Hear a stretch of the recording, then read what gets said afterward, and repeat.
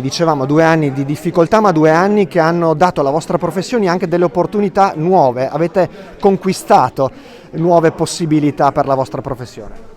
Sì, le farmacie da 2 anni sono molto sotto pressione, è vero, però si sono rivelate anche molto all'altezza di una situazione che non era facile da sostenere, riscoprendo tra l'altro non soltanto una grande attenzione per il territorio, ma anche una grande utilità e nuove opportunità di fare salute pubblica, cosa che abbiamo sempre fatto, è nel nostro DNA, ma di fatto questo Covid ha fatto emergere in maniera potente. Le farmacie ci sono state, ci saranno sempre. In questo frangente hanno manifestato uno spirito di adattamento di così fatto a questo cambiamento profondo che hanno saputo tramutare in opportunità. Questo secondo me è stato un grandissimo passo, un cambio di passo nella mia categoria e ringrazio i miei colleghi per aver colto questa necessità e questa opportunità.